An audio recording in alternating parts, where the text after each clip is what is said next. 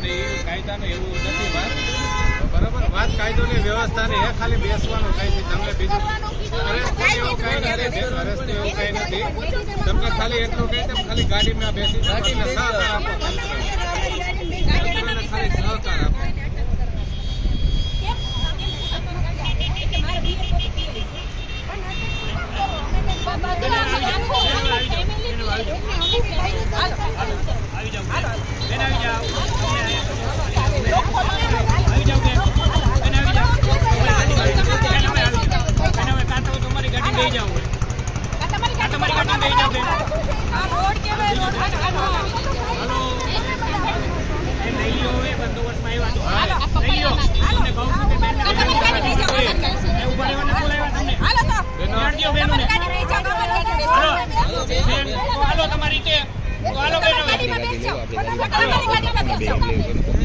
अरे भाई बंदोबस्त में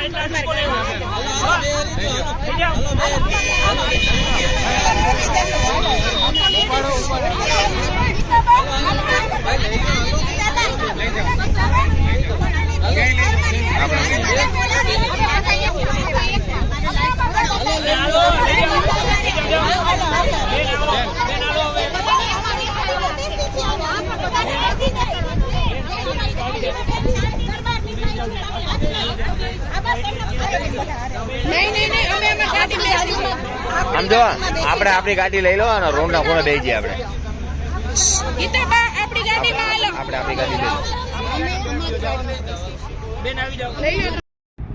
જય માતાજી, હું પદ્મિની બાવાળા।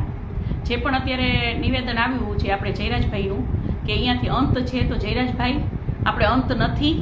આપ ક્ષત્રિય સમાજના દીકરા છો, અમે ક્ષત્રિય સમાજના બહેનો છીએ, તો આપને થોડોક તો વિચાર કરવો જોઈએ ભાઈ કે આપણે એકલા આપ ડિસિઝન નથી લઈ શકતા। અને હું રાજકીય લેવલે મોદી સાહેબને પણ હું પૂછવા માંગુ છું કે રૂપાલાભાઈ વિરુદ્ધ 10 ફરિયાદો થઈ છે, માનહાનિના દાવા થયા છે, તો એને અરેસ્ટ કેમ નહીં? કેમ આમાં હું એ પ્રશ્ન કરવા માંગુ છું કે રાજકીય લેવલે કોઈ પણ ગુનો કરી શકો છો, એ બધાને ગુનો કરવાનો હક છે, તો આટલો બધો મોટો ગુનો જે રૂપાલાભાઈ જે બોલ્યા છે, જે અમારા માન ઉપર ગયા છે, અને આજ રાજપૂત ક્ષત્રિયના બહેનો નહીં, કોઈ પણ બહેનો, કોઈ પણ સમાજના બહેનો વિશે આ નથી બોલી શકાતું રૂપાલાભાઈને। તો રૂપાલાભાઈએ શું એવું સારું કામ કર્યું છે?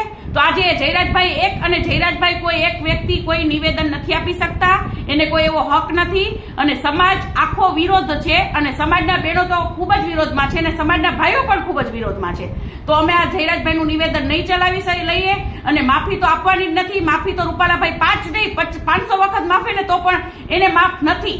રૂપાલાભાઈની ટિકિટ રદ કરે, અને હું તો નરેન્દ્રભાઈ મોદીને આજે મોદીભાઈ આપે તો કેટલા બહેનો દીકરીઓ સાથે સારા એ લોકો માટે કામ કર્યા છે, તો આપ તો સમજો કે અમે બહેનો દીકરીઓ આપની પાસે ભીખ નથી માંગતા, અમે આપની પાસે ન્યાય માંગીએ છીએ, અને અમને ન્યાય મળવો જોઈએ। રાજપૂત ક્ષત્રિય સમાજને ન્યાય મળવો જોઈએ કે કોઈને પણ હક નથી, રૂપાલાભાઈ નહીં, અમારા ક્ષત્રિય સમાજના દીકરાને પણ કોઈ હક નથી કે કોઈ પણ બહેનો દીકરીઓ વિશે બોલે, કોઈ પણ સમાજના બહેનો દીકરીઓ વિશે બોલે। તો રૂપાલાભાઈએ શું આ સારું કામ કર્યું છે? આટલા મોટા હોદ્દા ઉપર આજે એમને ભાજપ પાર્ટીનું નામ બદનામ કર્યું છે કે ભાજપ પાર્ટીમાં જો આવાને ટિકિટો દેશો ને તો કાલ સવારે ભાજપ પાર્ટીનું ખૂબ ખરાબ લાગશે। એટલે આ નિવેદન જયરાજભાઈનું કોઈ રાજપૂત ક્ષત્રિય સમાજ સ્વીકારશે નહીં, અને અમારો વિરોધ સતત ચાલુ રહેશે, બરાબર છે। અને રૂપાલાભાઈની ટિકિટ રદ જ થવી જોઈએ। અને બીજું કે આજે અમારા બહેનો ત્યાં ગયા હતા અને તેમને અરેસ્ટ કર્યા છે, તો જયરાજભાઈ નહીં, બીજા બધા ભાઈઓ રાજકીય લેવલે આપના રોટલા શેકો, પણ આપણા બહેનો દીકરીઓને એક સમાજ માટે થઈને ત્યાં બોલવા માટે આવ્યા હતા, પોતાની આબરૂ માટે લડાઈ દે છે, તો એને સપોર્ટ કરો, તમારા રાજકીય રોટલા નો શેકો મહેરબાની કરી। અને આજે આપ લોકોના માટે થઈ અને આ બહેનોને અરેસ્ટ કર્યા છે, તો ક્ષત્રિય સમાજના જેટલા પણ ભાઈઓ ત્યાં હોય એ લોકોને શરમ અનુભવવી જોઈએ। આજે રાજકીય લેવલે આપ રોટલા શેકો છો તમારા ખુદના, આજે સમાજમાં તમારું કોઈ પણ માનપાન નહીં રહે। આજે એટલું તો વિચાર કરો